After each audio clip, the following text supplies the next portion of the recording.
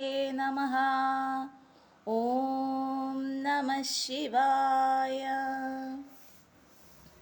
ഓം നമോ നാരായണായ. ഓം ശക്തി പരാശക്തി. ഓം നമോ ഭഗവതേ വാസുദേവായ. ഓം നമഃ ശിവായ. ഹര ഹര മഹാദേവ. നമ്മളിപ്പോൾ പറഞ്ഞുകൊണ്ടിരിക്കുന്നത് ശിവപുരാണമാണ്. ശിവപുരാണത്തിൻ്റെ ഭാഗം 37 ഇനി പറയാനുള്ളത്. അരുന്ധതിയുടെ ജന്മം എന്നുള്ള ഭാഗമാണ് പറയാനുള്ളത്. അപ്പോൾ ആരെങ്കിലും വന്നിട്ടുണ്ടോ? ഓക്കെ. അപ്പോൾ നമുക്ക് പറയാനുള്ള കാര്യം വെച്ചാൽ വേറൊന്നുമല്ല. ഇപ്പം നമ്മുടെ ഭൂമിയിൽ പലതരത്തിലുള്ള കാര്യങ്ങളും സംഭവങ്ങളൊക്കെ നടക്കുന്നുണ്ടല്ലേ. അപ്പോൾ നാം അതറിഞ്ഞുകൊണ്ട് തന്നെ നമുക്ക് അത് പരിഹരിക്കുവാനോ അല്ലെങ്കിൽ അതിലെന്തെങ്കിലും ഒരു കാര്യം ചെയ്യുവാനോ സാധിക്കുന്നില്ല. ഇപ്പോൾ ഉള്ളവരാണെങ്കിൽ ഇല്ലാത്തവരെ ഹെൽപ്പ് ചെയ്യുന്നില്ല. അങ്ങനെ ഒരു ഹെൽപ്പിംഗ് മെൻറ്റാലിറ്റി അതൊക്കെ കുറഞ്ഞുകൊണ്ടിരിക്കുകയാണ്. അതുപോലെ തന്നെ നമ്മുടെ ഈ ഭൂമിയിൽ നമുക്ക് പ്രകൃതിയാണ് നമ്മുടെ എന്ന് പറയുന്നുണ്ട്. അതായത് ആ ദേവിയാണ് നമ്മുടെ ഈ ശരീരം നമുക്ക് തരുന്നത് എന്ന് പറയുന്നുണ്ട്. അപ്പോൾ നമുക്ക് ഈ ഭൂമിയിൽ ആരാണോ നമുക്ക് ഈ നമ്മുടെ ശരീരം നമുക്ക് തരുന്നത്, ആ തരുന്ന ദേവിക്ക് അല്ലെങ്കിൽ ദേവന് ആയിരിക്കും നമ്മുടെ ആ ശരീരത്തിൽ ഒരു അവകാശം ഉണ്ടാവുക അല്ലേ. അപ്പോൾ ആ ശരീരം കൊണ്ട് നമ്മൾ പാപങ്ങൾ ചെയ്യാതിരിക്കുക എന്നുള്ളതാണ്. അങ്ങനെ പാപങ്ങൾ ചെയ്യുമ്പോഴാണ്, അങ്ങനെ നമ്മൾ എന്തെങ്കിലുമൊക്കെ പാപങ്ങൾ ചെയ്യുമ്പോഴാണ് നമുക്ക് പലതരത്തിലുള്ള പ്രശ്നങ്ങൾ ഉണ്ടാവുന്നത്. അതുപോലെ നമുക്ക് പലതരത്തിലുള്ള ശല്യങ്ങൾ വരാറുണ്ട് അല്ലേ. പലതരത്തിലുള്ള നമ്മളിപ്പോൾ സോഷ്യൽ മീഡിയയിലായാലും നമുക്ക് പലതരത്തിലുള്ള ശല്യങ്ങൾ വരാറുണ്ട്. അപ്പോൾ ഈ ശല്യങ്ങളെയൊക്കെ നമ്മൾ പൂർണ്ണമായിട്ടും അവോയ്ഡ് ചെയ്ത് വിടുക എന്നുള്ളതാണ്. കാരണം നമുക്കറിയില്ല അവരുടെ കർമ്മം എന്താണ്, അവരെന്താണ്, എന്തിനാണ് നമ്മളോട് സംസാരിക്കാൻ വരുന്നത്, അവരുടെ ഉദ്ദേശം എന്താണ്, അവർ ചിന്തിക്കുന്ന. കാരണം നമ്മുടെ ഈ കാലഘട്ടത്തിലുള്ള മിക്ക മനുഷ്യരും, കൂടുതൽ പേരും ഒരു 100% അല്ലെങ്കിൽ 99% മറ്റുള്ള തെറ്റായ രീതിയിലുള്ള ഒരു അപ്രോച്ച് അല്ലെങ്കിൽ തെറ്റായ മനസ്സുകൊണ്ടായിരിക്കും അവർ നമ്മളോട് സംസാരിക്കാൻ വരുന്നത്. ഇപ്പം സ്ത്രീകളോടായാലും പല പുരുഷന്മാർ സംസാരിക്കാൻ വരുന്ന അവരുടേതായിട്ടുള്ള സ്വാർത്ഥമായിട്ടുള്ള കാര്യങ്ങളായിരിക്കും. അവർ ചിലപ്പോൾ ശരീരം മോഹിച്ചായിരിക്കും അവർ വരുന്നത്. പക്ഷെ അങ്ങനെയൊക്കെ വരുമ്പോൾ ഞാൻ പെൺകുട്ടികളോടാണ് തീർച്ചയായിട്ടും പറയുന്നത്, അങ്ങനെ വരുന്നവർ നിങ്ങൾ പൂർണ്ണമായിട്ട് അവോയ്ഡ് ചെയ്ത് കളയുക എന്നുള്ളതാണ്. നിങ്ങൾ പൂർണ്ണമായിട്ട് ഒഴിവാക്കുക. കാരണം പലതരത്തിലുള്ള ആൾക്കാരാണ് നമ്മുടെ സമൂഹത്തിൽ, ഈ കലികാലത്തിൽ പലതരത്തിലുള്ള ആൾക്കാരാണുള്ളത്. അതുകൊണ്ട് തന്നെ നമ്മുടെ ശരീരം എന്ന് പറയുന്നത് അത്രയും പ്രഷ്യസ് ആണ്. കാരണം നമുക്ക് അത്രയും പരിശുദ്ധമാക്കി വെക്കേണ്ട ഒരു സംഭവമാണ് നമ്മുടെ ശരീരം, നമ്മുടെ ബോഡി എന്ന് പറയുന്നത്. അതൊരു ക്ഷേത്രമാണ്. അതുകൊണ്ട് തന്നെ ഇപ്പോൾ ഈ കാലഘട്ടത്തിൽ പലതരത്തിലുള്ള പ്രശ്നങ്ങൾ പെൺകുട്ടികൾക്ക് ഉണ്ടാവാറുണ്ട്. പക്ഷെ പെൺകുട്ടികളിപ്പോൾ പലർക്കും പണത്തിനോട്, അതായത് ക്യാഷിനോടുള്ള ഒരു ആർത്തി മൂലം അവർ പലതരത്തിലുള്ള തെറ്റുകളിലേക്ക് പോകുന്നുണ്ട്. അപ്പം അങ്ങനെയുള്ള തെറ്റുകളിലേക്ക് പോവാതിരിക്കുക എന്നുള്ളതാണ്. ഇപ്പോൾ ഒരാളെ ഇഷ്ടപ്പെടുന്നു അല്ലെങ്കിൽ ഒരാളെ ആത്മാർത്ഥമായിട്ട് സ്നേഹിച്ച് ഇഷ്ടപ്പെടുന്നു എന്നുള്ളതിൽ തെറ്റില്ല. പക്ഷേ ആ സമയത്ത് അവരുടെ എന്താ പറയുക, ക്യാഷിന് വേണ്ടിയിട്ട് പല ആൾക്കാരെ ഇഷ്ടപ്പെടുന്നെന്ന് പറയുന്നത് തെറ്റായ കാര്യം തന്നെയാണ്. അപ്പം അത് തീർച്ചയായിട്ടും നിങ്ങൾ മനസ്സിലാക്കുക എന്നുള്ളതാണ്. അതുപോലെ തന്നെ എനിക്ക് തിരിച്ച് പുരുഷന്മാരോടും പറയാനുള്ളത്, മനസ്സിലായോ? അപ്പം അതുകൊണ്ട് നമ്മുടെ ഈ കലികാലത്തിൽ നമുക്ക് ഈ ഭൂമിയിൽ നല്ല മനുഷ്യർക്ക് ജീവിച്ചു പോകാൻ വളരെയധികം ബുദ്ധിമുട്ടാണ്. നിങ്ങൾക്ക് അങ്ങനെ പലതരത്തിലുള്ള ശല്യങ്ങൾ ഉണ്ടാവുന്നു. സോഷ്യൽ മീഡിയയിൽ നിന്ന്, ഫേസ്ബുക്കിൽ നിന്ന്, അല്ലെങ്കിൽ ഇൻസ്റ്റഗ്രാമിൽ നിന്ന്, അല്ലെങ്കിൽ വാട്സപ്പിലുണ്ടെങ്കിൽ എങ്ങനെയെങ്കിലും നിങ്ങളുടെ നമ്പർ പോയിട്ട് നിങ്ങൾക്ക് ശല്യങ്ങൾ ഉണ്ടാവുന്നുണ്ടെങ്കിൽ നിങ്ങൾ തീർച്ചയായിട്ടും ഒന്നുകിൽ ആ നമ്പർ ബ്ലോക്ക് ചെയ്ത് കളയുക, അല്ലെങ്കിൽ നിങ്ങൾ പറയുക, ഇനി എന്നെ ശല്യം ചെയ്യണമെന്നുണ്ടെങ്കിൽ ഞാൻ ഈ നമ്പർ സൈബർ സെല്ലിൽ കൊടുക്കുന്നതാണെന്ന് പറയാം. ഇപ്പം നമുക്ക് ഒരുപാട് സൈബർ സെല്ലിൽ ഒക്കെ ഒരുപാട് സുരക്ഷാ കാര്യങ്ങളൊക്കെ ഉണ്ട്. അപ്പം അതുകൊണ്ട് തീർച്ചയായിട്ടും പെൺകുട്ടികൾക്ക് അങ്ങനെയൊക്കെ ചെയ്യാം. അപ്പോൾ നിങ്ങൾ ഈ പറഞ്ഞ പോലുള്ള പല പടുകുഴികളിലൊന്നും ചെന്ന് വീഴാതിരിക്കും. മനസ്സിലായോ? അപ്പം അങ്ങനെയൊക്കെ നിങ്ങൾ ചെയ്യാന്നുള്ളത്. നിങ്ങളുടെ സുരക്ഷ നിങ്ങൾ സ്വന്തമായിട്ട് നിങ്ങളെ സംരക്ഷിക്കുക, നിങ്ങളുടെ സുരക്ഷ നിങ്ങൾ സ്വന്തമായിട്ട് ഏറ്റെടുക്കുക എന്നുള്ളതാണ്. മനസ്സിലായോ? ഇനി അഥവാ വലിയ ശല്യങ്ങൾ നിങ്ങൾക്ക് ഉണ്ടാവുന്നുണ്ടെന്നുണ്ടെങ്കിൽ നിങ്ങൾ വീട്ടിൽ അറിയിക്കാം. വീട്ടിലെ അമ്മേനെ അല്ലെങ്കിൽ അച്ഛനെ, ഇനിയിപ്പോൾ ഈവൻ ഹസ്ബൻഡുള്ള വൈഫാണെങ്കിൽ ഹസ്ബൻഡിനെ, ഇപ്പോൾ ഓഫീസിലോ അല്ലെങ്കിൽ നിങ്ങൾ പോകുന്ന സ്ഥാപനങ്ങളിലോ എവിടെയെങ്കിലും ഒക്കെ നിങ്ങൾക്ക് ഇതുപോലുള്ള ശല്യങ്ങൾ ഉണ്ടാകുന്നുണ്ടെങ്കിൽ നിങ്ങൾ നിങ്ങളുടെ വീട്ടുകാരോട് പറയുക. ഫസ്റ്റ് നിങ്ങളുടെ അമ്മയോടോ അച്ഛനോടോ അല്ലെങ്കിൽ നിങ്ങളുടെ സഹോദരനോടോ നിങ്ങൾ പറയാന്നുള്ളതാണ്. മനസ്സിലായോ? അല്ലെങ്കിൽ നിങ്ങളുടെ ഹസ്ബൻഡ് ഉള്ളവരാണെങ്കിൽ ഹസ്ബൻഡിനോട് പറയാന്നുള്ളതാണ്. അല്ലാതെ നിങ്ങൾ വെറുതെ ഇങ്ങനെ എന്താ പറയുക, നിങ്ങളത് സഹിച്ച് ക്ഷമിച്ച് നിങ്ങൾക്ക് അല്ലെങ്കിൽ നിങ്ങളുടെ ജോലി പോകുമെന്നുള്ള പേടിച്ച്, അതല്ലെങ്കിൽ നിങ്ങളുടെ എന്തെങ്കിലും വരുമാനം ഇല്ലാതാവും എന്നുള്ള പേടിച്ച്, അല്ലെങ്കിൽ പൈസ കിട്ടില്ല എന്നുള്ളത് പേടിച്ച്, അങ്ങനെ മറ്റെന്തെങ്കിലും പറയുന്ന അയാളെ പേടിച്ച്, അങ്ങനെ നിങ്ങൾ എന്താ പറയുക, നിങ്ങളങ്ങനെ പേടിച്ച് ഭയന്ന് ഒരു കാര്യവും ചെയ്യരുത്. നിങ്ങൾക്ക് അങ്ങനെ ഭീഷണിയുണ്ട്. ഇപ്പം പല പെൺകുട്ടികളും പറയാറുണ്ട്, ഞങ്ങളുടെ വീഡിയോ ഒക്കെ പിടിച്ചിട്ട് ഞങ്ങളെ ഹരാസ് ചെയ്യുന്നുണ്ട്, ഞങ്ങളെ മോർഫ് ചെയ്തിട്ടൊക്കെ ഞങ്ങളെ ഇങ്ങനെ കാണിച്ച് അങ്ങനെ ഇങ്ങനെ ചെയ്യുന്നുണ്ടെന്ന്, അങ്ങനെ ഒരുപാട് പരാതികൾ ഇപ്പോൾ വരുന്നുണ്ട്. അപ്പം അങ്ങനെയുള്ളവരോട് എനിക്ക് പറയണം, നിങ്ങൾ നേരെ സൈബർ സെല്ലിൽ പോവുക. അങ്ങനെ നിങ്ങളെ മിസ്യൂസ് ചെയ്യാൻ ഉദ്ദേശിച്ചിട്ടുള്ളവരാണ് നിങ്ങളെ ഇങ്ങനെ വീഡിയോ കാണിച്ച്, അല്ലെങ്കിൽ നിങ്ങളെ ഇങ്ങനെ പരസ്യമായി അധിക്ഷേപിക്കും. നിങ്ങളുടെ നിങ്ങൾ ചെയ്ത ചാറ്റുകളൊക്കെ സ്ക്രീൻഷോട്ട് എടുത്ത് വെച്ചിട്ട് അത് സമൂഹത്തിൽ കാണിക്കും, അല്ലെങ്കിൽ നിങ്ങളുടെ വീഡിയോ കോൾ ചെയ്തത് നിങ്ങളെ അത് കൊണ്ട് കാണിക്കും. ഇങ്ങനെയൊക്കെ നിങ്ങളെ പറഞ്ഞ് ഭീഷണിപ്പെടുത്തുമ്പോൾ നിങ്ങൾ നേരെ ചെല്ലേണ്ടത് സൈബർ സെല്ലിൽ ചെല്ലുക, അല്ലെങ്കിൽ നിങ്ങൾ അതിന് അധികാരപ്പെട്ട സ്റ്റേഷൻ പരിധികളുണ്ട്, അവിടേക്ക് ചെല്ലുക എന്നുള്ളതാണ്. അതിനുള്ള നിയമസഹായങ്ങൾ നിങ്ങൾ നേടുക എന്നുള്ളതാണ്. അല്ല നിങ്ങൾ വെറുതെ പേടിച്ച് ഭയപ്പെട്ട് അവർക്ക് വീണ്ടും വഴങ്ങി കൊടുക്കാൻ വേണ്ടി പോവാതിരിക്കുക. ഇപ്പോൾ ഒരുപാട് സംഭവങ്ങൾ ഈ സമൂഹത്തിൽ ഇപ്പോൾ അങ്ങനെയുള്ള ഒരുപാട് സംഭവങ്ങൾ നടക്കുന്നുണ്ട്. MDMA അങ്ങനെയൊക്കെ ഉള്ള സംഭവങ്ങളൊക്കെ നിങ്ങൾക്ക് അറിയാവുന്നതാണ്. അപ്പം അങ്ങനെ പെൺകുട്ടികൾ അവരുടെ സുരക്ഷിതത്വം അവർ തന്നെ ആ ധൈര്യം എടുത്ത് അവർ അത് മുന്നോട്ട് വന്നത് ചെയ്യണമെന്നുള്ളതാണ്.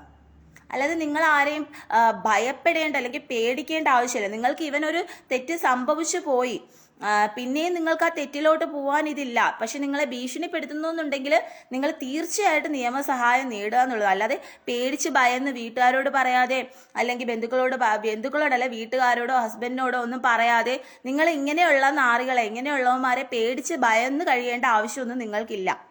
എന്നിട്ട് നിങ്ങൾ അവന്മാരുടെ ഇഷ്ടത്തിന് നിങ്ങൾ വീണ്ടും പോയി നിങ്ങളുടെ ശരീരം കൊടുക്കേണ്ട ആവശ്യമില്ല. മനസ്സിലായോ? അപ്പം അത് നിങ്ങൾ തീർച്ചയായിട്ടും മനസ്സിലാക്കുക എന്നുള്ള കാര്യം, ഇതൊരു ഇമ്പോർട്ടൻ്റ് ആയിട്ടുള്ള കാര്യമാണ്. എനിക്ക് ഈ സമൂഹത്തിലുള്ള പെൺകുട്ടികളോട് പറയാനുള്ള ഒരു ഇമ്പോർട്ടൻ്റ് ആയിട്ടുള്ള കാര്യമാണിത്. അതുകൊണ്ട് തീർച്ചയായിട്ടും നിങ്ങൾ പ്രതികരിക്കുക, നിങ്ങൾക്ക് അതിനുള്ള നിയമസഹായങ്ങൾ നിങ്ങൾ നേടുക എന്നുള്ളതാണ്. അങ്ങനെയുള്ള ഒരുത്തന്മാരെയും വെറുതെ വിടരുത്. അങ്ങനെ നിങ്ങളെ ചൂഷണം ചെയ്യാൻ ശ്രമിക്കുന്ന ഏതൊരുത്തനുണ്ടെങ്കിലും അവന് ജയിലാണ്, അവനകത്ത് പോയി കിടക്കേണ്ടവൻ തന്നെയാണ്. അപ്പോൾ അത് നിങ്ങൾ ചെയ്യാന്നുള്ളതാണ്. മനസ്സിലായോ? നിങ്ങളുടെ ഇഷ്ടമല്ലാതെ നിങ്ങൾ ഒരുത്തർക്കും അങ്ങനെ ഒരിതിന് നിന്നു കൊടുക്കാതിരിക്കുക. നിങ്ങൾ അങ്ങനെ തെറ്റുകളിലേക്ക് പോവാതിരിക്കുക, തെറ്റുകൾ ചെയ്യാതിരിക്കുക. ഇതാണ് എനിക്ക് ഓരോ പെൺകുട്ടികളോടും പറയാനുള്ളത്. ഇപ്പോൾ കോളേജ് ലെവലിലായാലും അതല്ല നമ്മുടെ അല്ലാതെ ജോലി സ്ഥലങ്ങളിലായാലും അങ്ങനെ പല സ്ഥലങ്ങളിൽ ഇങ്ങനെ സ്ത്രീകളെ ചൂഷണം ചെയ്യുന്നുണ്ട്. ഇപ്പം ഈ ഇടയ്ക്ക് ചലച്ചിത്ര മേഖലയിൽ വന്നിട്ടുണ്ട്. ചലച്ചിത്ര മേഖലയിൽ മാത്രമല്ല, പല മേഖലകളിലും ഇങ്ങനെയുള്ള സംഭവങ്ങൾ നടക്കുന്നുണ്ട്. അപ്പം അത് നിങ്ങൾ കണ്ടിട്ടും നിങ്ങൾ അതിനുള്ള പ്രതികരിക്കുക, അതിനുള്ള നിയമസഹായങ്ങൾ നേടുക. നിങ്ങൾ വീട്ടിൽ പറയാം, ഹസ്ബൻഡിനോട് പറയാം, അല്ലെങ്കിൽ വീട്ടുകാരോട് പറയാം. നിങ്ങൾ അത് പൂർണ്ണമായിട്ട് തടയാനുള്ള ഇതാണ് നിങ്ങൾ ചെയ്യേണ്ടത്. മനസ്സിലായോ? അല്ലാതെ വെറുതെ അത് ഇങ്ങനെ ഭീഷണിപ്പെടുത്തി എനിക്ക് പേടിയാണ്, എൻ്റെ അങ്ങനെ ചെയ്തു കളയോ എന്നൊക്കെ പറഞ്ഞു ഒരു പെൺകുട്ടി എന്നോട് വന്ന് പറഞ്ഞായിരുന്നു. ഇടയ്ക്ക് ഒരു കൗൺസിലിംഗ് ചെയ്ത സമയത്താണ് എന്നോട് ഇങ്ങനെ ഒരു കാര്യം പറയുന്നത്. അതുകൊണ്ടാണ് ഞാനിപ്പോൾ നിങ്ങളോട് ഈ ഒരു കാര്യം സംസാരിക്കാനുള്ള കാര്യം അതാണ്. എന്നോട് വന്ന് പറഞ്ഞത് ഇങ്ങനെയാണ്, ചേച്ചി ഇതേപോലെയാണ് ഒരു പയ്യനുണ്ട്, അവനെ ഞാൻ ഇഷ്ടപ്പെട്ടു, പക്ഷെ അവൻ ഇതേപോലെ ഞാൻ ചെയ്ത ചാറ്റുകളെല്ലാം സോഷ്യൽ മീഡിയയിൽ ഞാൻ ചെയ്ത ചാറ്റുകളെല്ലാം അവൻ സ്ക്രീൻഷോട്ട് എടുത്ത് വെച്ചിട്ട് എന്നെ ഭീഷണിപ്പെടുത്തുകയാണ്. എൻ്റെ കല്യാണം ഇപ്പോൾ ഉറപ്പിച്ച് വെച്ചിരിക്കുകയാണ്. അപ്പോൾ അവൻ ഇതെല്ലാം കല്യാണം ഉറപ്പിച്ച് വെച്ചിരിക്കുന്ന വീട്ടുകാരോട് പറയും, അല്ലെങ്കിൽ പയ്യനോട് പറയും, അല്ലെ എല്ലാവരുടെ അടുത്ത് പറയും എന്ന് പറഞ്ഞ് എന്നെ ഭീഷണിപ്പെടുത്തുകയാണ്. അതുപോലെ ഞാൻ വീഡിയോ കോളൊക്കെ ചെയ്തിട്ടുണ്ടായിരുന്നു ചേച്ചി. അപ്പോൾ അതെല്ലാം എടുത്തു വെച്ചിട്ട് ഇതുപോലെ അവൻ അതെന്തോ റെക്കോർഡിംഗ് ഉണ്ടായിരുന്നു, സ്ക്രീൻഷോട്ട് റെക്കോർഡിംഗ് ഒക്കെ ഉണ്ടായിരുന്നു. അതൊക്കെ അവൻ ചെയ്തു വെച്ചിട്ട് എന്നെ ഇപ്പോൾ അങ്ങനെ ഭീഷണിപ്പെടുത്തുകയാണ്, എന്നെ വളരെ വലിയ രീതിയിൽ എന്നെ ബുദ്ധിമുട്ടിക്കുകയാണെന്ന് പറഞ്ഞു. അപ്പോൾ ഞാൻ ഈ കുട്ടിയോട് സ്പോട്ടിൽ പറഞ്ഞു, എത്രയും പെട്ടെന്ന് അവനെ നോക്കേണ്ട ആവശ്യമില്ല, അവൻ ജയിലിൽ പോയി കിടക്കേണ്ടവൻ തന്നെയാണ്. അതുകൊണ്ട് എത്രയും പെട്ടെന്ന് അവൻ്റെ പേർക്ക് കൊണ്ടുവന്ന് പെറ്റീഷൻ കൊടുക്കാൻ പറഞ്ഞു. അങ്ങനെ ഈ കുട്ടി വീട്ടിൽ പോയി പറഞ്ഞു. ആദ്യമേ അച്ഛനും അമ്മയോടും പറയാൻ പറഞ്ഞു. അങ്ങനെ അച്ഛനും അമ്മയോടും പറഞ്ഞു. അതിനുശേഷം പെറ്റീഷൻ കൊടുത്തു. അങ്ങനെ ഇപ്പോൾ സോൾവ് ആയിട്ടുണ്ട്. അങ്ങനെ അവനെ പിടിച്ചു അവൻ്റെ ഫോണ് പൊക്കി അങ്ങനെ അവനെ ഇതാക്കിയിട്ടുണ്ട്, കേസ് ചാർജ് ചെയ്തിട്ടുണ്ട്. അപ്പം അത് ചെയ്യാന്നുള്ളതാണ്. അല്ലാതെ നിങ്ങൾ വെറുതെ ഇങ്ങനെ ചെയ്യുന്നുണ്ട്, എന്നെ ഇങ്ങനെ ഭീഷണിപ്പെടുത്തുന്നുണ്ട് എന്ന് പറഞ്ഞ് നിങ്ങളെ പേടിച്ച് ഭയപ്പെട്ടിരിക്കേണ്ട ആവശ്യമില്ല പെൺകുട്ടികൾ. മനസ്സിലായോ? അപ്പം അതുകൊണ്ട് പേടിക്കാതിരിക്കുക, ഇങ്ങനെയുള്ളവന്മാരെ ഭയപ്പെടാതിരിക്കുക എന്നുള്ളതാണ്. മനസ്സിലായി. അങ്ങനെ ഒരു ഭീഷണിപ്പെടുത്തുമ്പോൾ ഉടനെ നമ്മൾ ആ ഭീഷണിയിൽ വീണിട്ട് വീണ്ടും വീണ്ടും തെറ്റുകളിലേക്ക് പോവാതിരിക്കുക. അങ്ങനെ ചെയ്യുന്നുണ്ടെങ്കിൽ നേരെ തന്നെ അപ്പോൾ തന്നെ നിയമസഹായം നേടുക എന്നുള്ളതാണ്. അത് നിയമസഹായം നേടുമ്പോൾ അവർ രഹസ്യമായിട്ട് തന്നെയായിരിക്കും. അത് മറ്റുള്ള ആരും വേറെയുള്ള പുറത്തുള്ളവരാരും അറിയാനൊന്നും പോണില്ല. അവർ മാത്രമേ അത് അറിയത്തുള്ളൂ. അങ്ങനെയുള്ള ഒരു സംവിധാനത്തിലൂടെ ചെയ്യാൻ പറയുക. നിങ്ങൾ പറയുന്നത് നമ്മുടെ ഇങ്ങനെ സംഭവിച്ചു പോയ കാര്യമാണ്, അപ്പോൾ ഇത് പുറത്ത് ലീക്ക് ഔട്ട് ആവാതെ ഇത് പരിഹരിക്കാൻ പറയുക. അത് അതിന് അധികാരപ്പെട്ട പോലീസിനോട് പറയാന്നുള്ളതാണ്. അപ്പം അങ്ങനെ പറഞ്ഞ് നിങ്ങളത് പരിഹരിക്കുക എന്നുള്ളതാണ്. അല്ലാതെ പെൺകുട്ടികൾ വീണ്ടും വീണ്ടും ഇങ്ങനെ എന്താ പറയുക, ഇങ്ങനെയുള്ള ചതിക്കുഴികളിൽ പോയി ചാടാതിരിക്കുക. ഓക്കെ, ഇത്രയും പറയണമെന്നുണ്ടായിരുന്നു. അപ്പോൾ അതുകൊണ്ടാണ്, ഇതൊരു സീരിയസ് ആയിട്ടുള്ള കാര്യമായതുകൊണ്ടാണ് ഞാനിപ്പോൾ പറഞ്ഞത് കേട്ടോ. ഓക്കെ, ഇനി നമുക്ക് ഭാഗം 37 അരുന്ധതിയുടെ ജന്മം എന്നുള്ള ഭാഗമാണ് ശിവപുരാണത്തിൽ നമുക്ക് പറയാനുള്ളത്. അപ്പം അത് ഞാൻ വായിക്കാം കേട്ടോ. പാതിവൃത്യ നിഷ്ഠയിൽ സതീരത്നമായ അനസൂയയെ പോലെ അതിപ്രസിദ്ധയായ ഒരു ധന്യനാരിയാണ് അരുന്ധതി ദേവി. വസിഷ്ഠ മഹർഷിയുടെ ധർമ്മപത്നി പദം അലങ്കരിച്ചിരുന്ന അരുന്ധതി ഭാരത മണ്ണിന്റെ പുണ്യമായിരുന്നു.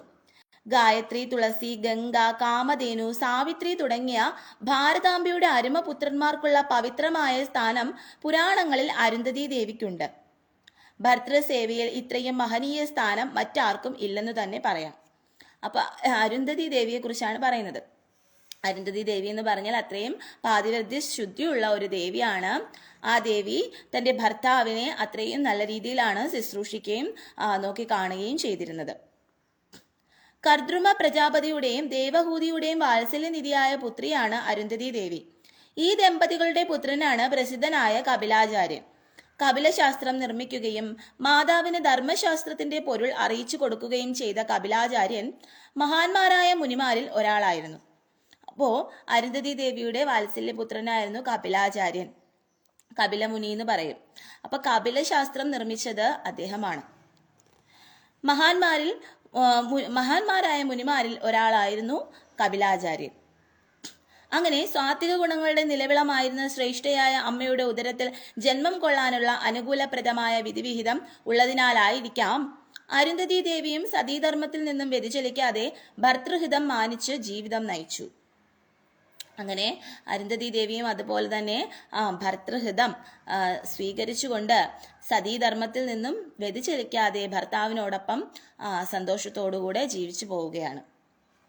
മുൻജന്മത്തിൽ സന്ധ്യയായിരുന്ന അരുന്ധതി ദേവി സൗന്ദര്യത്തിന്റെ കാര്യത്തിലും മുന്തിയ പ്രതീകമായിരുന്നു. നാൻമുഖന്റെ നിർദ്ദേശപ്രകാരം അപ്സരസുകളോടൊത്ത് വിദ്യകൾ പഠിക്കാൻ അരുന്ധതിയെയും അയച്ചു. അക്കാലത്താണ് ദേവി വസിഷ്ഠ മഹർഷിയെ ദർശിക്കാൻ ഇടവന്നത്. വസിഷ്ഠന്റെ മനോക്ഷേത്രത്തിൽ അരുന്ധതി ദേവിയുടെ മധുരമനോഹര രൂപം പ്രതിഷ്ഠിതമായി. എല്ലാം അറിയുകയായിരുന്ന സൂര്യപത്നി സാവിത്രി ദേവി അവരുടെ ദിവ്യമായ അനുരാഗത്തിന് വേണ്ടി പ്രലോഭനവും അനുഗ്രഹവും പ്രദാനം ചെയ്തു. അങ്ങനെ ഈ ദേവിക്ക്, അരുന്ധതി ദേവി അതീവ സുന്ദരിയായിരുന്നു. അതുകൊണ്ട് തന്നെ വസിഷ്ഠ മഹർഷിക്ക്, അദ്ദേഹം ഒരു മഹത്തായ മഹർഷിയാണ്. അപ്പം ആ വസിഷ്ഠ മഹർഷിക്ക് അരുന്ധതി ദേവിയോട് അങ്ങനെ ഒരു ഇഷ്ടം തോന്നുകയാണ്. അങ്ങനെ കാലം അനുകൂലമായി തീർന്ന സുന്ദര മുഹൂർത്തത്തിൽ ദേവന്മാരുടെ സാന്നിധ്യം കൊണ്ട് ധന്യമായ വേദിയിൽ വെച്ച് വസിഷ്ഠൻ അരുന്ധതിയെ പാണിഗ്രഹണം ചെയ്തു. അങ്ങനെ വസിഷ്ഠ മഹർഷി അരുന്ധതി ദേവിയെ വിവാഹം കഴിക്കുകയാണ്. അവരുടെ ഐശ്വര്യപൂർണവും ധർമ്മത്തിൽ അധിഷ്ഠിതവുമായ ദാമ്പത്യത്തിൽ ചിത്രകേതു, പുരോചിസ്, വിരചൻ, മിത്രൻ, ഉൾബണൻ, വസുഫൃജ്ഞൻ, ദ്യുമാൻ എന്നിങ്ങനെ 7 മക്കൾ ജന്മമെടുത്തു. അങ്ങനെ 7 മക്കളാണ് അവർക്ക് ജന്മമെടുക്കുന്നത്. ആരൊക്കെയായിരുന്നു? കേതു, പുരോചിസ്, വിരചൻ, മിത്രൻ, ഉൾബണൻ, വസുഫൃത്യുൻ, ദ്യുമാൻ എന്നിങ്ങനെ 7 പുത്രന്മാരാണ് അവർക്ക് ജന്മമെടുത്തത്. മാസങ്ങൾക്ക് വഴിമാറി. ഒരിക്കൽ അരുന്ധതിയുടെ അഭൗമമായ സൗന്ദര്യത്തിൽ അഗ്നിദേവൻ ആകർഷ്ടനായി. ഓരോ ദിവസം കഴിയുന്തോറും പ്രണയചിന്തയാൽ പാവകൻ തപിക്കാൻ തുടങ്ങി. ഏതു വിധേനയും അരുന്ധതിയെ പ്രാപിക്കാൻ അദ്ദേഹം തീരുമാനിച്ചു. അരുന്ധതിയുടെ പാതിവൃത്യ നിഷ്ഠയെക്കുറിച്ച് അനിലന് അറിയാമായിരുന്നുവെങ്കിലും ദേവിയുടെ നവയൗവന ഭാവം അദ്ദേഹത്തെ അസ്വസ്ഥനാക്കി. അങ്ങനെ കാമാതുരനായ അഗ്നി ഭഗവാൻ ഒരു ദിവസം ആരുടെയും ശ്രദ്ധയിൽപ്പെടാതെ വസിഷ്ഠന്റെ ആശ്രമത്തിലേക്ക് വന്നു. അപ്പോൾ മഹർഷി അവിടെ ഉണ്ടായിരുന്നില്ല. പതിവ്രതാരത്നമായിരുന്ന അരുന്ധതി അഗ്നിദേവന്റെ സന്ദർശനോദ്ദേശം ഗ്രഹിക്കുകയും അദ്ദേഹത്തെ ശപിക്കുകയും ചെയ്തു. അങ്ങനെ അഗ്നിദേവന്റെ ആഗ്രഹം പാറപ്പുറത്ത് വിതച്ച വിത്ത് പോലെ നിഷ്ഫലമായി. അപ്പോൾ അഗ്നിദേവന് അരുന്ധതി ദേവിയെ കണ്ടപ്പോൾ വളരെയധികം ഇഷ്ടം തോന്നുകയാണ്. അങ്ങനെ അഗ്നിദേവൻ അരുന്ധതി ദേവിയുടെ ആ സൗന്ദര്യത്തിൽ ഭ്രമിച്ചുകൊണ്ട് അരുന്ധതി ദേവിയെ പ്രാപിക്കാനായിട്ട് വരികയാണ്. അപ്പോൾ അരുന്ധതി ദേവി എന്ത് ചെയ്യുകയാണ്? അഗ്നിദേവനെ ശപിക്കുകയാണ്. തന്റെ ഭർത്താവിന്റെ ദുശ്ചിന്ത മൂലം അരുന്ധതി ദേവി അദ്ദേഹത്തെ ശപിച്ച വിവരം സ്വാഹാദേവി അറിഞ്ഞു. അവർ അരുന്ധതിയെ കാണാനെത്തി. അവർ കേണപേക്ഷിച്ചു. അപ്പോൾ തൻ്റെ ഭർത്താവിൻ്റെ ദുശ്ചിന്ത കാരണം അഗ്നിദേവനെ ശപിച്ച കാര്യം അഗ്നിദേവന്റെ പത്നിയായിട്ടുള്ള സ്വാഹാദേവി അറിയുകയാണ്. അതാണ് നമ്മൾ ഓരോ മന്ത്രങ്ങളൊക്കെ ജപിക്കുമ്പോൾ സ്വാഹ ഇങ്ങനെ പറയില്ലേ, അത് ആ ദേവീനെയാണ്. അതായത് അഗ്നിയിൽ അർപ്പിക്കുമ്പോൾ ആ ദേവി, ഭാര്യാപദത്തിൽ നിൽക്കുന്ന ആ ദേവീനെയും കൂടിയാണ് നമ്മൾ വിളിക്കുന്നത്. ആ ദേവിയാണ്, അഗ്നിദേവന്റെ പത്നിയാണ് സ്വാഹാദേവി എന്ന് പറയുന്നത്. അങ്ങനെ സ്വാഹാദേവി വന്നിട്ട് അരുന്ധതി ദേവിയോട് പറയുകയാണ്, എൻ്റെ ഭർത്താവിനോട് ക്ഷമിക്കണം എന്ന് കേണപേക്ഷിക്കുകയാണ്. അരുന്ധതി, നീ സാക്ഷാൽ ലക്ഷ്മി ദേവിക്ക് തുല്യം പാതിവൃത്യനിഷ്ഠ ആചരിക്കുന്നവളാണ് എന്ന് എനിക്കറിയാം. നിന്റെ സൗന്ദര്യ ചാർത്തിൽ ആകൃഷ്ടനായ എൻ്റെ പ്രാണനാഥൻ അഗ്നിദേവൻ നിന്നെ പ്രാപിക്കാൻ ആഗ്രഹിച്ചത് അപരാധം തന്നെ. പക്ഷേ ഞാനും നിന്നെ പോലെ സതീധർമ്മം പാലിക്കുന്നവളാണ്. അദ്ദേഹത്തോട് പുറത്ത് നീ പാവകന് ശാപമോക്ഷം നൽകണമെന്ന് ഞാൻ നിന്നോട് പ്രാർത്ഥിക്കുകയാണ്. സ്വാഹാദേവിയുടെ വിനീതമായ പ്രാർത്ഥന കേട്ട അരുന്ധതി ദേവിയുടെ ഹൃദയം ആർദ്രമായി. ദേവി അഗ്നിദേവിന് ശാപമോക്ഷം നൽകി അനുഗ്രഹിച്ചു. അപ്പോൾ സ്വാഹാദേവി പറയുകയാണ്, നീ ലക്ഷ്മി ദേവിയെ പോലെ തന്നെ പാതിവൃത്യം സൂക്ഷിക്കുന്നവളാണ്. അതുപോലെ തന്നെ ഞാനും അങ്ങനെ പാതിവൃത്യം സൂക്ഷിക്കുന്നവളാണ്. അതുകൊണ്ട് തന്നെ എൻ്റെ ഭർത്താവ് ചെയ്ത ഈ ഒരു അപരാധത്തെ നീ ക്ഷമിച്ചുകൊണ്ട് എൻ്റെ ഭർത്താവിന് ശാപമോക്ഷം നൽകണമെന്ന് സ്വാഹാദേവി അരുന്ധതി ദേവിയോട് പറയുകയാണ്. അപ്പൊ ഇത് കേൾക്കുന്നതോടെ അരുന്ധതി ദേവിക്ക് മനസ്സലിവുണ്ടാവുകയും അങ്ങനെ അരുന്ധതി ദേവി ശാപമോക്ഷം, അഗ്നിദേവന് ശാപമോക്ഷം നൽകുകയാണ്. ഈ സംഭവങ്ങളെല്ലാം അറിഞ്ഞ വസിഷ്ഠൻ അരുന്ധതിയുടെ പാതിവൃത്യ നിഷ്ഠയിൽ സംശയിക്കുകയും അദ്ദേഹം ദേവിയെ ഉപേക്ഷിക്കുകയും ചെയ്തു.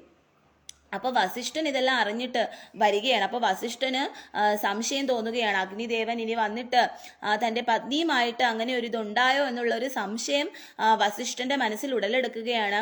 അങ്ങനെ വസിഷ്ഠൻ എന്ത് ചെയ്യുകയാണ്? ഒരു തെറ്റും ചെയ്യാത്ത പാവം അഗ്നിദേവിയെ എന്ത് ചെയ്യുകയാണ്? ഉപേക്ഷിക്കുകയാണ്. ദുഃഖിതയായ അരുന്ധതി ദേവി ജീവത്യാഗം ചെയ്തു. അങ്ങനെ അതിൽ ദുഃഖിതയായിട്ടുള്ള അരുന്ധതി ദേവി എന്ത് ചെയ്യുകയാണ്? ജീവത്യാഗം ചെയ്യുകയാണ്. അടുത്ത ജന്മത്തിലും വസിഷ്ഠ മഹർഷിയുടെ ധർമ്മപത്നിയായി തീരണമെന്ന പ്രാർത്ഥനയോടെയാണ് ദേവി ജീവത്യാഗം ചെയ്തത്. അതിനാൽ ദേവിയുടെ പ്രാർത്ഥന കേട്ട് ശ്രീ പരമേശ്വരൻ അങ്ങനെ തന്നെ ജനിക്കാൻ അനുഗ്രഹിക്കുകയും പുനർജന്മത്തിൽ അവർ വസിഷ്ഠന്റെ പത്നിയായി തീരുകയും ചെയ്തു. അപ്പോൾ അരുന്ധതി ദേവി മരിക്കുന്ന സമയത്ത് വീണ്ടും പ്രാർത്ഥിക്കുന്നത് എന്താണ്?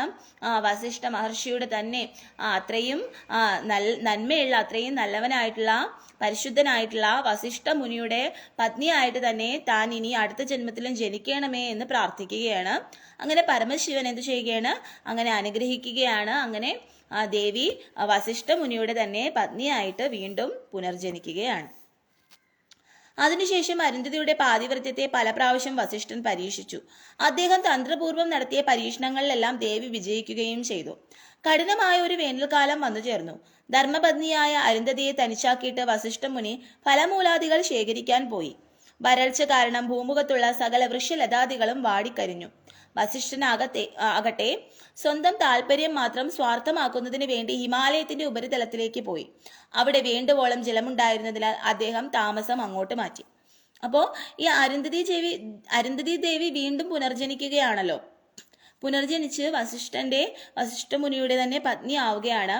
അപ്പോൾ വസിഷ്ഠ മുനി എന്നിട്ടും വീണ്ടും ഓരോ പരീക്ഷണങ്ങളൊക്കെ ചെയ്യുകയാണ്. ആ പരീക്ഷണങ്ങളെല്ലാം അരുന്ധതി ദേവി വിജയിക്കുകയാണ്. അങ്ങനെ വസിഷ്ഠൻ കഠിന തപസ്സിന് വേണ്ടിയിട്ട് ഒരു വനത്തിലേക്ക് പോവുകയാണ്. അരുന്ധതി ദേവി ആശ്രമത്തിൽ തനിച്ചാണ് കഴിയുന്നതെന്ന കാര്യം അദ്ദേഹത്തിന് അറിയാമായിരുന്നുവെങ്കിലും അതത്ര ഗൗരവത്തോടെ കണ്ടില്ല. അതേസമയം ശ്രീ പരമേശ്വരനിലുള്ള സീമാതീതമായ ഭക്തിയിലും വിശ്വാസത്തിലും ചിത്തതർപ്പണത്തെ ചേർത്തുകൊണ്ട് ദേവി തപസ് അനുഷ്ഠിച്ചു കൊണ്ടിരുന്നു. ഈ സന്ദർഭത്തിൽ അരുന്ധതി ദേവിയുടെ ഭക്തിയെ പരീക്ഷിക്കാൻ തന്നെ ശ്രീ ശങ്കരൻ തീരുമാനിച്ചു. ഒരു ബ്രാഹ്മണന്റെ വേഷത്തിൽ ശംഭു ആശ്രമത്തിലെത്തി ഭിക്ഷയാചിച്ചു. ദേവിയുടെ മനതാരിൽ വിഷാദ ചിന്ത കുടിയേറി. കാരണം ആ ആശ്രമത്തിൽ അദ്ദേഹത്തിന് കൊടുക്കാൻ യാതൊന്നും തന്നെ ഉണ്ടായിരുന്നില്ല. ആശ്രമത്തിൽ ആകെ ഉണ്ടായിരുന്നത് ഭദരഫലം മാത്രമായിരുന്നു. അതെടുത്ത് ദേവി അടുപ്പിലേക്കിട്ട് വേഗിക്കാൻ തുടങ്ങി. അതിനുശേഷം ബ്രാഹ്മണന്റെ അടുത്ത് വന്ന് അദ്ദേഹത്തെ ഉപചരിച്ച് ആദരവോടെ ഇരുത്തി. ബ്രാഹ്മണ വേഷധാരിയായി വന്ന ഭഗവാൻ അരുന്ധതി ദേവിക്ക് ദിവ്യഭാവം ചുരത്തി നിൽക്കുന്ന ചില കഥകൾ പറഞ്ഞു കൊടുത്തു. ശ്രീ രുദ്രഭഗവാന്റെ മധുരാമൃതം വഴിയുന്ന കഥകൾ ദേവി ഭക്തി പുരസരം ശ്രദ്ധയോടെ കേട്ടുകൊണ്ടിരുന്നു. അങ്ങനെ ശ്രീ പരമേശ്വരൻ അരുന്ധതി ദേവിയെ പരീക്ഷിക്കാൻ വേണ്ടി ആശ്രമത്തിലേക്ക് വരികയാണ്. അപ്പൊ അവിടെ ഭക്ഷിക്കാൻ യാതൊന്നും തന്നെ ഇല്ല.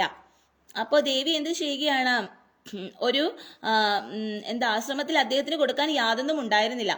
ആകെ ഉണ്ടായിരുന്ന ബദരഫലമായിരുന്നു. ബദരഫലം എന്ന് പറയുന്ന ഒരു ഫലമുണ്ട്.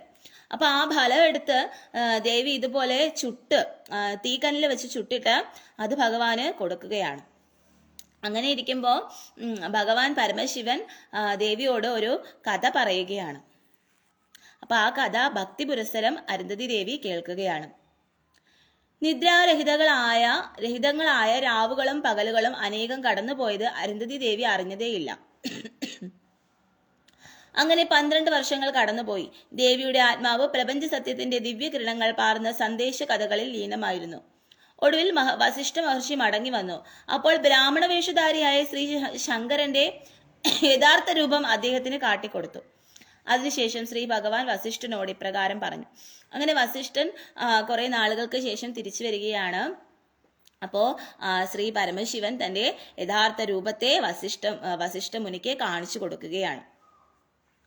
എന്നിട്ട് ശ്രീ ഭഗവാൻ പരമശിവൻ വസിഷ്ഠ മുനിയോട് പറയുകയാണ്, മഹാമുനി, അങ്ങ് ഇത്രയും കാലം ധർമ്മപത്നിയെ തനിച്ചാക്കിയിട്ട് തപസ്സിന് പോയി. എന്നാൽ നാം ഒരു സത്യം അങ്ങയെ അറിയിക്കുകയാണ്.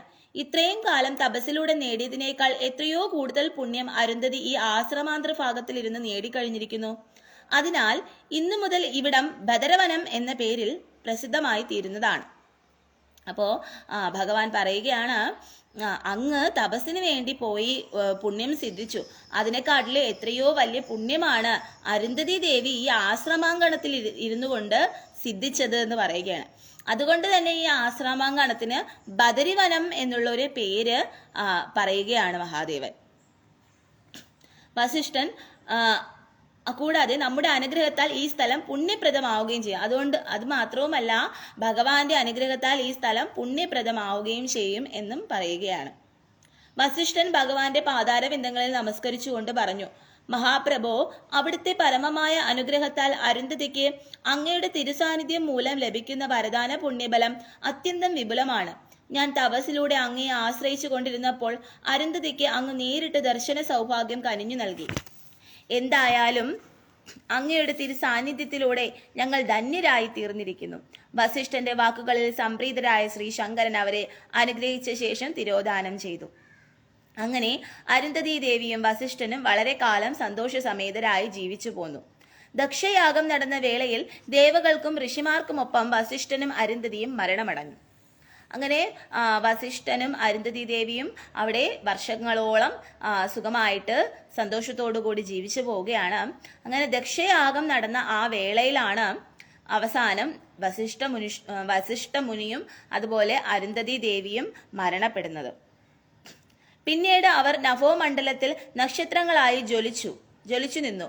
വിഹായസിന്റെ വടക്കുഭാഗത്തുള്ള സപ്തർഷി മണ്ഡലത്തിന് സമീപത്തായി മാലയുടെ രൂപത്തിൽ താരാപഥത്തിൽ അരുന്ധതി ദേവി സ്ഥിതി ചെയ്യുന്നു. വിവാഹാനന്തരം നവദമ്പതികൾ ചേർന്നു നിന്നുകൊണ്ട് വരൻ ഈ നക്ഷത്രത്തെ വധുവിന് ചൂണ്ടിക്കാണിച്ചു കൊടുക്കണമെന്നാണ് നക്ഷത്രവിധി. അപ്പോൾ ആകാശത്ത് 2 യുവ നക്ഷത്രങ്ങളായിട്ടാണ് അരുന്ധതി ദേവിയും വസിഷ്ഠ ഭഗവാനും നിൽക്കുന്നത്. അത് എവിടെയാണെന്ന് വെച്ച് കഴിഞ്ഞാല് നക്ഷത്രങ്ങളായി നഭോമണ്ഡലത്തിൽ നക്ഷത്രങ്ങളായി ജ്വലിച്ചു നിന്നു. വിഹായസിന്റെ വടക്കു ഭാഗത്തുള്ള സപ്തർഷി മണ്ഡലത്തിന് സമീപത്തായി മാലയുടെ രൂപത്തിൽ താരാപഥത്തിൽ അരുന്ധതി ദേവി സ്ഥിതി ചെയ്യുന്നു. അങ്ങനെ വിവാഹാനന്തരം ദമ്പതികളില് വധുവിന് വരൻ ആ നക്ഷത്രത്തെ ഇങ്ങനെ ചൂണ്ടി കാണിച്ചു കൊടുക്കണമെന്നാണ് പറയുന്നത്. അപ്പൊ അങ്ങനെ ചൂണ്ടി കാണിച്ചു കൊടുക്കുന്നവർക്ക് അനുഗ്രഹം ഉണ്ടാവും എന്നാണ് പറയുന്നത്. ഇവിടെ വധുവിന് ചൂണ്ടിക്കാണിച്ചു കൊടുക്കണമെന്നാണ് വിധി. ആ നക്ഷത്രത്തെ കണ്ടതായി നവവധു ഭർത്താവിനോട് പറയണം. ഇപ്രകാരം ചെയ്താൽ ദീർഘമാംഗല്യം സിദ്ധിക്കുമെന്നും സ്വാത്വിക ഗുണമുള്ള സന്തതികൾ ജനിക്കുമെന്നുമാണ് വിശ്വാസം.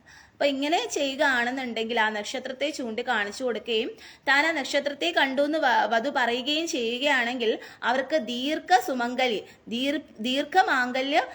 മാംഗല്യ ഗുണം ഉണ്ടാവുമെന്നും ദീർഘമാംഗല്യം സിദ്ധിക്കുമെന്നും അതുപോലെ തന്നെ സാത്വിക ഗുണമുള്ള സന്തതികൾ ജനിക്കുമെന്നുമാണ് പറയുന്നത്.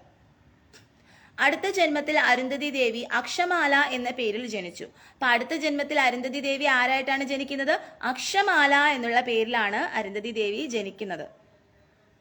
മൂന്നാം ജന്മം നാരദ മുനിയുടെ സഹോദരിയായിട്ടാണ് ദേവി പൂജാതയായത്. മൂന്നാം ജന്മത്തില് ആരുടെയാണ്? നാരദ മുനിയുടെ സഹോദരിയായിട്ടാണ് അരുന്ധതി ദേവി പൂജാതയായത്. ഓം ഹര ഹര മഹാദേവ.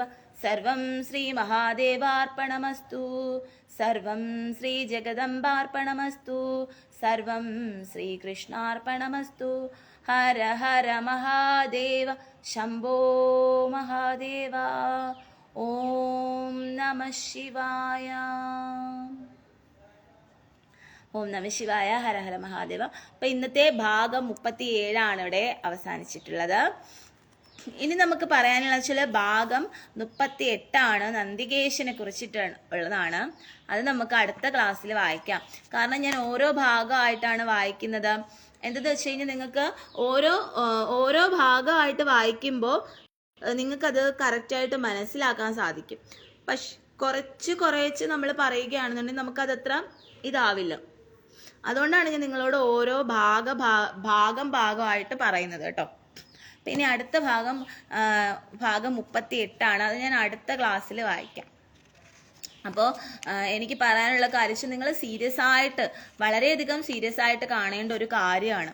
എന്താണ് നമ്മുടെ സമൂഹത്തിൽ ഇപ്പോൾ വളരെയധികം പ്രശ്നങ്ങൾ ഉണ്ടാകുന്നു. കാരണം നമ്മുടെ കേരളം, പണ്ട് നമ്മൾ പറയുമായിരുന്നു കേരളം എന്ന് പറഞ്ഞാൽ ദൈവത്തിന്റെ സ്വന്തം നാടാണെന്നൊക്കെ. പക്ഷെ ഇപ്പോൾ നമുക്ക് അങ്ങനെ പൂർണ്ണമായിട്ട് നമുക്ക് പറയാൻ കഴിയാത്തൊരു അവസ്ഥയിലൂടെയൊക്കെയാണ് നമ്മൾ കടന്നു പോയിക്കൊണ്ടിരിക്കുന്നത്. മനുഷ്യരുടെ മനസ്സിലുള്ള കരുണ, സ്നേഹം, സഹാനുഭൂതി, സഹായ മനോഭാവം, അങ്ങനെയുള്ള നല്ല നല്ല കാര്യങ്ങൾ ഇതെല്ലാം തന്നെ വളരെയധികം ഇല്ലാതായിക്കൊണ്ടിരിക്കുന്ന ഒരു അവസ്ഥയിലൂടെയാണ് നമ്മൾ എല്ലാവരും കടന്നു പോയിക്കൊണ്ടിരിക്കുന്നത് അല്ലേ? അതുപോലെ തന്നെ പൈസയ്ക്ക് വേണ്ടിയിട്ട് എന്ത് വൃത്തികേടുകളും കാണിക്കും, പണം ഉണ്ടാക്കാൻ വേണ്ടി എന്തും ചെയ്യും, എങ്ങനെയും നടക്കും, അതിലൊന്നും നോക്കാറില്ല. അങ്ങനെയൊക്കെയുള്ള ഒരു സമൂഹത്തിലൂടെയാണ് നാം ഇപ്പോൾ എല്ലാവരും കടന്നു പോയിക്കൊണ്ടിരിക്കുന്നത് അല്ലേ? നമ്മൾ എന്ത് ജോലി ചെയ്താലും അതിനൊരു അന്തസ്സുണ്ട്.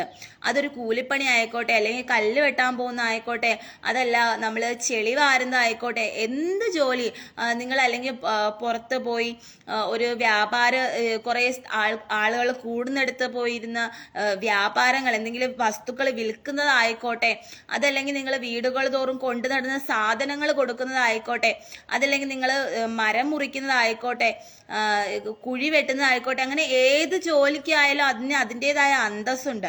അപ്പൊ അങ്ങനെ എന്തെങ്കിലും നിങ്ങളെ കൊണ്ട് പറ്റുന്ന രീതിയിലുള്ള ജോലി നിങ്ങൾ ചെയ്ത് ജീവിക്കുക എന്നുള്ളതാണ്. അന്തസ്സായിട്ടുള്ള എന്ത് ജോലിയാണോ വിധിച്ചിട്ട് ആ അന്തസ്സായിട്ടുള്ള ജോലി നിങ്ങൾ ചെയ്ത് ജീവിക്കുക. അല്ലാതെ നിങ്ങൾ അല്ലാതുള്ള രീതിയിൽ കൂടെ നിങ്ങൾ സമ്പാദിക്കാതിരിക്കുക. നിങ്ങൾക്ക് കടം ചോദിക്കാം, പക്ഷെ കടം ചോദിച്ച് നിങ്ങൾ ആ കടം എന്തെങ്കിലും നിങ്ങൾക്ക് തിരിച്ചു കൊടുക്കാൻ പറ്റും, തീർച്ചയായിട്ടും തിരിച്ചു കൊടുക്കുക എന്നുള്ളതാണ്. മനസ്സിലായോ? അല്ലാതെ നമ്മൾ കൂടുതലായിട്ട് ആരെയും നമ്മൾ ഒന്നിനും താങ്ങാതിരിക്കുക. മനസ്സിലായോ? അപ്പം അതുകൊണ്ട് ഏതൊരു ജോലിക്കായാലും അതിൻ്റെതായ അന്തസ്സുണ്ട്. നമ്മുടെ കേരളത്തിൽ നോക്കിക്കോളൂ നിങ്ങൾ. കേരളത്തിൽ ഇപ്പോൾ ഒരുപാട് ചെറുപ്പക്കാർ പറയുന്നുണ്ട് ഞങ്ങൾക്ക് ജോലി കിട്ടുന്നില്ല. ഇപ്പൊ പെൺകുട്ടികളായാലും പറയണം ഞങ്ങൾക്ക് ജോലി കിട്ടുന്നില്ല.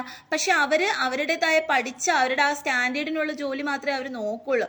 അതുകൊണ്ടാണ് അവർക്ക് ജോലി കിട്ടാൻ പറ്റാത്തത്. ഇപ്പം അങ്ങനെ നമ്മൾ നോക്കിയിട്ട് കാര്യം, നമുക്ക് എന്ത് ജോലിയും ചെയ്യാനുള്ളൊരു മനസ്സ് നമുക്കുണ്ടാവണം. അതിപ്പോ ബിസിനസ് ആയിക്കോട്ടെ, അത് ചെയ്യാനുള്ളൊരു മനസ്സ് നമുക്കുണ്ടാവണം. അല്ലെങ്കിൽ നമുക്ക് വേറെ എന്തെങ്കിലും ആയിക്കോട്ടെ, എന്തെങ്കിലും കൂലിപ്പണി ആയിക്കോട്ടെ, അല്ലെങ്കിൽ മേശിരി പണി ആയിക്കോട്ടെ, അതല്ലെങ്കിൽ കല്ല് വെട്ടാൻ പോകുന്ന ആയിക്കോട്ടെ, അല്ലെങ്കിൽ നമുക്ക് മരം മുറിക്കുന്ന ആയിക്കോട്ടെ, മരം കയറുന്ന ആയിക്കോട്ടെ, അങ്ങനെ ഏത് ജോലിക്കായാലും അതിൻ്റെതായ അന്തസ്സുണ്ട്. അപ്പൊ ഏത് ജോലിയാണെങ്കിലും ചെയ്യാൻ നിങ്ങൾ തയ്യാറാവണം. അപ്പോൾ അവിടെയാണ് നമ്മുടെ മനസ്സിന്റെ ആ പരിശുദ്ധി, അവിടെയാണ് നമ്മൾ എത്രത്തോളം താഴുമോ അത്രത്തോളമാണ് നമുക്ക് ആ ഉയർച്ച ഉണ്ടാവുന്നത്. മനസ്സിലായോ? അപ്പൊ അത് നിങ്ങൾ മനസ്സിലാക്കുക എന്നുള്ളതാണ്. അപ്പൊ അത് മനസ്സിലാക്കിയിട്ട് നമുക്ക് നമ്മളെ കൊണ്ട് എന്തെങ്കിലുമൊക്കെ ജോലി ചെയ്യാൻ പറ്റുമെങ്കിൽ അത് ചെയ്ത് മുന്നോട്ട് പോകാന്നുള്ളതാണ്. ഇപ്പം നിങ്ങൾക്ക് നോക്കിയാൽ അറിയാം, ജോലിയൊക്കെ കിട്ടാതായതുകൊണ്ട് വഴിയോരങ്ങളിൽ തന്നെ ചായക്കടയൊക്കെ നടത്തുന്നവരുണ്ട്, പലതരത്തിലുള്ള കച്ചവടങ്ങൾ ചെയ്യുന്നവരുണ്ട് അല്ലേ. അപ്പോൾ അവരൊക്കെ ജീവിക്കാൻ വേണ്ടിയിട്ടല്ലേ ഇതൊക്കെ ചെയ്യുന്നത്. അതിൽ നമ്മൾ ഒരിക്കലും അവരെ കളിയാക്കുകയോ അല്ലെങ്കിൽ അവരെ ആക്ഷേപിക്കുകയോ അവരെ അത് കണ്ടിട്ട് അവൾ എങ്ങനെ കഴിഞ്ഞിരുന്നതാണ് ഇപ്പം ഇങ്ങനെ ആയോ എന്നൊക്കെ പറഞ്ഞ് നിങ്ങൾ അവരെ താഴ്ത്തി കെട്ടാതിരിക്കുക. ഏതൊരു ജോലി ചെയ്യുന്നതിന് അതിൻ്റെതായ അന്തസ്സുണ്ട്, മനസ്സിലായോ? അപ്പം അത് നിങ്ങൾ മനസ്സിലാക്കുക എന്നുള്ളതാണ്. അപ്പം അതുകൊണ്ട് എത്രത്തോളം നമ്മൾ താഴ്ന്നുണ്ടോ ആ താഴ്ന്നവരുടെ കൂടെയാണ് ആ ഭഗവാൻ അല്ലെങ്കിൽ ആ ഭഗവതി നിൽക്കുന്നത്. ഇപ്പം വിഠല നിങ്ങൾക്ക് അറിയാം, ഭഗവാൻ ശ്രീകൃഷ്ണന്റെ ഒരു അവതാരമാണ് വിഠല എന്ന് പറയുന്നത്. ആ വിഠല എന്ന് പറഞ്ഞു കഴിഞ്ഞാൽ ആ ഭഗവാൻ പാവങ്ങളുടെ കൂടെ മാത്രം നിൽക്കുന്ന ഭഗവാനാണ്. പാവങ്ങളുടെ ഭഗവാനാണ് വിഠല എന്ന് പറയുന്നത്. അപ്പോൾ ഭഗവാനിൽ തന്നെയുണ്ട് ആ സ്നേഹഭാവം അല്ലെങ്കിൽ ആ പാവങ്ങളുടെ കൂടെയുള്ള ഒരു കരുണ, മനസ്സിലായോ? അപ്പൊ അതുകൊണ്ട് നിങ്ങൾ മനസ്സിലാക്കുക, ഏറ്റവും ഈ ഭൂമിയിലെ ഏറ്റവും കഷ്ടപ്പെടുന്നവൻ ആരാണോ അവനായിരിക്കും, അല്ലെങ്കിൽ ഏറ്റവും താഴ്ന്നു നിൽക്കുന്നവൻ ആരാണോ അവരായിരിക്കും അവിടെ ഭഗവാന്റെ ലോകത്ത് അല്ലെങ്കിൽ ഭഗവതിയുടെയൊക്കെ ലോകത്ത് ഏറ്റവും ഉയർന്നു നിൽക്കുന്നവര്. അത് നിങ്ങൾ മനസ്സിലാക്കുക എന്നുള്ളത്. അതുകൊണ്ട് ആരെയും നമ്മൾ പുച്ഛിക്കാൻ പാടില്ല, ആരെയും പരിഹസിക്കാൻ പാടില്ല, ആരെയും നമ്മൾ പുച്ഛിച്ച് തള്ളാൻ പാടില്ല. അതുപോലെ തന്നെ എനിക്ക് പെൺകുട്ടികളോടായാലും ആൺകുട്ടികളോടായാലും പറയാനുള്ള കാര്യം എന്ന് പറഞ്ഞു കഴിഞ്ഞാൽ, നമുക്ക് ഈ ശരീരം നമുക്ക് തന്നിരിക്കുന്നത് നമ്മുടെ പ്രകൃതിയാണ്, നമ്മുടെ ദേവിയാണ് നമുക്ക് ഈ ശരീരം തന്നിരിക്കുന്നത്. അല്ലെങ്കിൽ നമുക്ക് ആരാണ്, ഭഗവാനാണോ ഭഗവതിയാണോ നമുക്ക് നമ്മുടെ ഈ ബോഡി നമുക്ക് തന്നിരിക്കുന്നതെന്ന് അറിയില്ല. അപ്പൊ ആ ഭഗവാൻ അല്ലെങ്കിൽ ആ ഭഗവതിക്ക് അല്ലെങ്കിൽ ആ പ്രകൃതിക്ക് അല്ലെങ്കിൽ ആ ദേവിക്ക് മാത്രമാണ് നമ്മുടെ ഈ ശരീരത്തിന് അവകാശമുള്ളത്. നമ്മൾ മരിച്ചു കഴിഞ്ഞാൽ പോലും നമ്മുടെ ഈ ശരീരത്തിന് അവകാശമുള്ള ദേവിക്കാണ്. കാരണം നമ്മൾ മരിച്ചു കഴിഞ്ഞാൽ നമ്മുടെ ശരീരം അലിഞ്ഞു ചേരുന്നത് ഈ ഭൂമിയിലാണ്. പിന്നെ അവിടുന്ന് നമ്മുടെ ആത്മാവിനൊരു ശരീരമുണ്ട്. അവിടെ ഏത് ലോകത്താണ് നമ്മൾ ചെല്ലുന്നത് ആ ലോകത്തിന് നമുക്ക് ആപ്റ്റ് ആയിട്ടുള്ളൊരു ശരീരമായിരിക്കും നമുക്ക് പിന്നീട് തരുന്നത്. അപ്പൊ ഈ ശരീരം നമുക്ക് തന്നിരിക്കുന്നത് ദേവിയാണ്. അല്ലെങ്കിൽ ആണുങ്ങൾക്കാണെങ്കിൽ ആ ദേവനാണ്, ആ ഭഗവാനാണ്, ആ ശിവനാണ്, ആ പരമശിവനാണ്, ആ ദേവിയാണ് നമുക്ക് ഈ ശരീരം തന്നത്. അപ്പൊ നമ്മുടെ ഈ ശരീരം എന്ന് പറയുന്ന ഏതൊരു സ്ത്രീകളുടെ ആയാലും സ്ത്രീ ശരീരം എന്ന് പറയുന്ന ദേവിയുടെ ശരീരമാണ്. അപ്പൊ അതുകൊണ്ട് നിങ്ങൾ തെറ്റുകൾ ചെയ്യാതിരിക്കുക, മനസ്സിലായോ? അത് നിങ്ങൾ എന്തിനു വേണ്ടിയിട്ടാണെങ്കിലും അത് വെച്ചിട്ട് തെറ്റുകൾ ചെയ്യാതിരിക്കുക. നിങ്ങൾക്ക് ശല്യങ്ങൾ ഉണ്ടാവും. ഞാൻ പെൺകുട്ടികളോടാണ് പറയുന്നത്, എനിക്കും അറിയാവുന്ന കാര്യങ്ങളാണ്. എനിക്കും പലതരത്തിലുള്ള ശല്യങ്ങൾ വന്നിട്ടുണ്ട്. അങ്ങനെ പലതരത്തിലുള്ള ശല്യങ്ങൾ നിങ്ങളുണ്ടാവും. നിങ്ങളത് അവോയ്ഡ് ചെയ്ത് കളയുക, പൂർണ്ണമായിട്ട് നിങ്ങൾ അവോയ്ഡ് ചെയ്ത് കളയുക. നിങ്ങൾ ബ്ലോക്ക് ചെയ്ത് കളയുക. നിങ്ങളെ കൊണ്ട് പറ്റുമെങ്കിൽ നിങ്ങൾ ബ്ലോക്ക് ചെയ്ത് കളയുക. നിങ്ങൾക്ക് ശല്യം കൂടുന്നുണ്ടെന്നുണ്ടെങ്കിൽ നിങ്ങൾ ബ്ലോക്ക് ചെയ്ത് കളയുക, അല്ലെങ്കിൽ നിങ്ങൾ അൺഇൻസ്റ്റാൾ ചെയ്ത് കളയുക. മെസ്സഞ്ചറൊക്കെ ഉണ്ടെങ്കിൽ അതൊക്കെ എടുത്ത് അൺഇൻസ്റ്റാൾ ചെയ്ത് കളയുക. നിങ്ങൾ ആരോട് സംസാരിക്കാൻ പോവാതിരിക്കുക. ഇങ്ങനെ ഉള്ള ആൾക്കാരോട് നമുക്ക് സംസാരിക്കാൻ പോവാതിരിക്കുന്നതാണ് നല്ലത്. ചിലർ ബുദ്ധിമുട്ട് കൊണ്ട് ചിലപ്പോൾ കടം വല്ലതൊക്കെ ചോദിക്കും, പക്ഷെ അവരത് വെച്ചിട്ട് മുതലെടുക്കാൻ നോക്കും, മനസ്സിലായി? അതുകൊണ്ട് ആരോടും ഒന്നും ചോദിക്കാൻ പോകാതിരിക്കുക. നിങ്ങളെ കൊണ്ട് എന്തെങ്കിലും ചെയ്ത് പൈസ ഉണ്ടാക്കാൻ പറ്റുമെങ്കിൽ നിങ്ങളത് ചെയ്ത്, നിങ്ങളെ കൊണ്ട് ജോലി നല്ല രീതിയിലുള്ള എന്തെങ്കിലും ജോലിക്ക് പോയോ, ഓഫീസ് ജോലിക്കോ അല്ലെങ്കിൽ വേറെയുള്ള എന്തെങ്കിലും ജോലി ചെയ്തോ ബിസിനസ് ചെയ്തോ എങ്ങനെയായാലും നിങ്ങൾ അങ്ങനെ നല്ല രീതിയിൽ കൂടെ പൈസ ഉണ്ടാക്കാൻ പറ്റുമെങ്കിൽ നിങ്ങൾ പൈസ ഉണ്ടാക്കാം. അല്ലാതെ നിങ്ങൾ മറ്റുള്ളവരുടെ മുമ്പിൽ പോയി മറ്റുള്ള ആണുങ്ങളോട് പോയി പൈസ ചോദിച്ച് കടം ചോദിച്ച് നിങ്ങൾ പ്രശ്നത്തിൽ പോയി ചാടാതിരിക്കുക, മനസ്സിലായോ? അങ്ങനെ നിങ്ങൾ ഇപ്പോൾ ഈ കാലത്ത് എല്ലാവരും പെൺകുട്ടികളെ മിസ്യൂസ് ചെയ്യാൻ മാത്രമേ എല്ലാ ആണുങ്ങളും ശ്രമിക്കുകയുള്ളൂ മിക്കവരും. അതുകൊണ്ട് നല്ലവരാരാ കൊള്ളാത്തവരാരാണെന്നൊന്നും നമുക്ക് അറിയാൻ കഴിയുകയില്ല. അതുകൊണ്ട് എനിക്ക് പെൺകുട്ടികളോടാണ് പറയാനുള്ളത്, അങ്ങനെയുള്ള ഒരുത്തന്മാരെയും നിങ്ങൾ വിശ്വസിക്കാതിരിക്കുക. നിങ്ങൾ നിങ്ങളുടേതായിട്ടുള്ളൊരു സ്റ്റേണിൽ നിങ്ങൾ ജീവിച്ചു പോവുക. അതുപോലെ തന്നെ ആൺകുട്ടികളോടായാലും എനിക്ക് പറയാനുള്ളത്, മനസ്സിലായോ? അപ്പം അത് നിങ്ങൾ ചെയ്ത് മുന്നോട്ട് പോവാന്നുള്ളതാണ്. അപ്പം അതുകൊണ്ട് തീർച്ചയായിട്ടും നമ്മുടെ ഈ ശരീരത്തിന് അത്രയും പ്രാധാന്യമുണ്ട്. നമ്മുടെ പഞ്ചഭൂതങ്ങൾ കൊണ്ടാണ് നമ്മുടെ ഈ ശരീരം നിർമ്മിച്ചിരിക്കുന്നത്.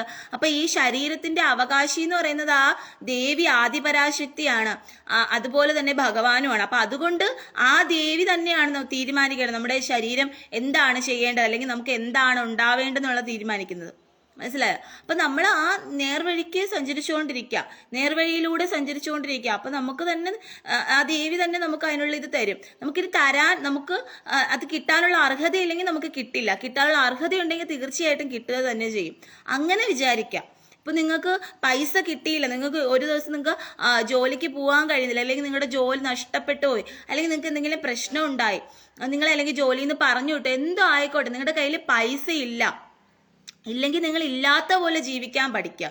നിങ്ങൾക്ക് ഉണ്ടാവുമ്പോൾ ഉണ്ടാവട്ടെ എന്ന് കരുതുക. മനസ്സിലായോ?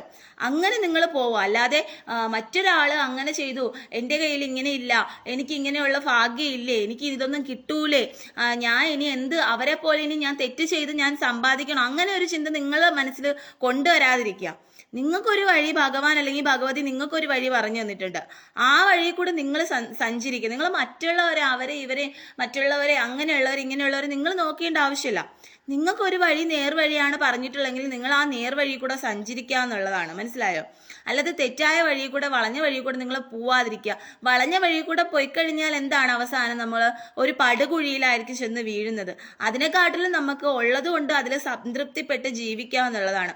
നമുക്ക് കഷ്ടമാണ് ഈ ഭൂമിയിൽ ഭഗവാൻ അല്ലെങ്കിൽ ഭഗവതി വിധിച്ചിട്ടുള്ളെങ്കിൽ നമ്മൾ ആ കഷ്ടത്തിലൂടെ പോവുക എന്നുള്ളത്. നമുക്ക് എന്തെങ്കിലും നമുക്ക് നന്മ ഉണ്ടാവാനാണ് വിധിച്ചിട്ടുണ്ടെങ്കിൽ ആ സമയത്ത് നമുക്ക് നന്മ ഉണ്ടാവട്ടെ, നന്മ ഉണ്ടാകുമ്പോൾ ഉണ്ടാവട്ടെ എന്ന് കരുതുക. നമ്മുടെ കർമ്മം നമ്മൾ ചെയ്യാൻ നോക്കുക. നമ്മളെ കൊണ്ട് പറ്റുന്ന രീതിയിൽ എന്തെങ്കിലും ചെയ്യാൻ പറ്റുമെങ്കിൽ അത് ചെയ്ത് പോവുക.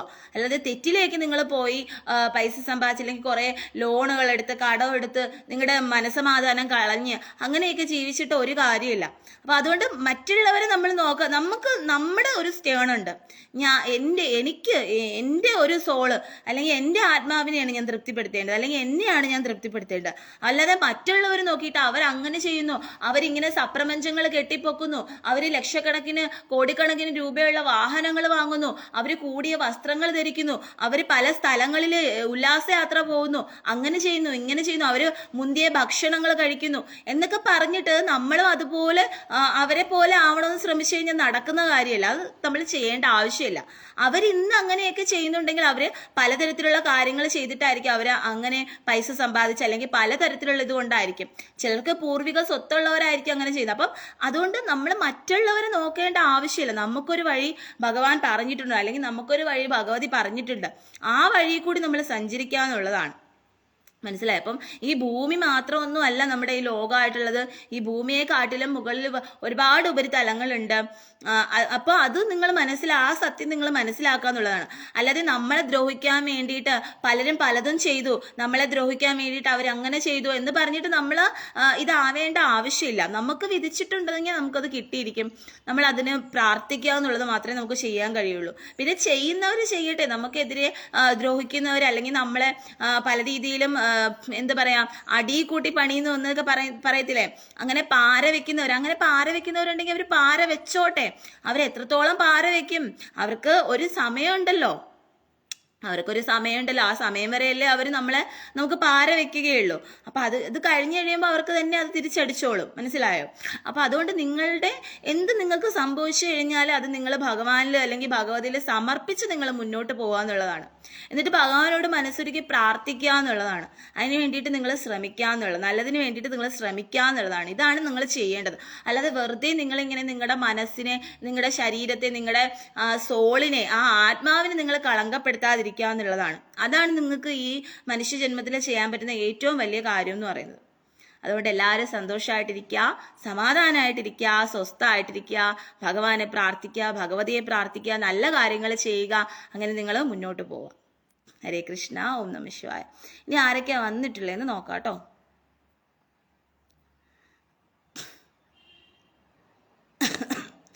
വിനോദ് വിച്ചു, കൃഷ്ണാദുത്ത്, ഹരയാപുരത്ത്, വിനുകുമാർ, അജിത്ത് എം, രമി, സജിത്ത്, വിനോദ് വിച്ചു, കലാസാഗർ സഞ്ജു, അനുരാധ, യാദവ്, ഡൊപ്പാമൈൻ, അനു, ആദിത്യൻ, കീർത്തി പി എസ്, രാജേഷ് രാജ, പ്രശാന്ത്, സന്തോഷ്, വിനോദ് വിച്ചു. 53 ഇത്രയും പേരാണ് കേട്ടോ ഇന്ന് വന്നിട്ടുള്ളത്. അപ്പം എല്ലാവരും അത് എപ്പോഴും ഓർക്കുക.